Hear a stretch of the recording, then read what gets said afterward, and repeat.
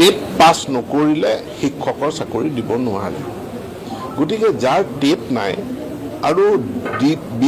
DLED বা BEd নাই তেওঁলোকক শিক্ষক হিচাপে নিযুক্তি দিয়াৰ ক্ষমতা অসম চৰকাৰৰ হাতত নাই শিক্ষাৰ অধিকাৰ আইন আছে national council of teacher education আছে তেওঁলোকে শিক্ষকৰ যি কোৱালিফিকেশ্যন ইলিজিবিলিটি তাক নিৰূপণ কৰি দিছে গতিকে যিসকলে এই প্ৰফেশ্যনেল কোৱালিফিকেশ্যন আয়ত্ত কৰিছে তেওঁলোক টিচাৰ হৈ যাব আমি 10 অক্টোবৰৰ ভিতৰত আমি গোটেই ভেৰিফিকেশ্যন প্ৰক্ৰিয়া কমপ্লিট কৰি তেওঁলোকক আমি শিক্ষক হিচাপে শিক্ষকলৈ উন্নীত কৰিম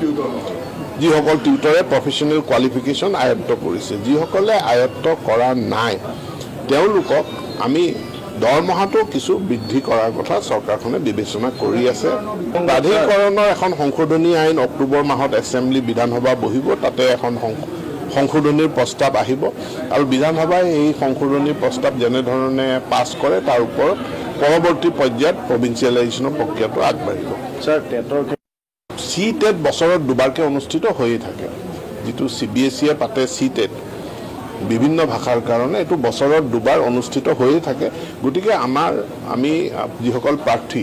আমি প্ৰাৰ্থীসকলক আহ্বান জনাইছোঁ যে আপোনালোকে CTET এপিয়াৰ কৰক নহ'লে কি হয় এটা অযথা বিতৰ্ক হৈ যায় যেতিয়া আমি আসাম টেট পাতোঁ একাংশই আহি পেলাই আমাক কয় যে অকল আসাম অসমত ল'ব CTET নল'ব CTETখিনি হাইকোৰ্টত যায় গতিকে টেট এটাই হওক চেণ্ট্ৰেল গভৰ্ণমেণ্টে যিটো টেট পৰীক্ষা পাতে সেই পৰীক্ষাটোতে বিভিন্নজনে তাত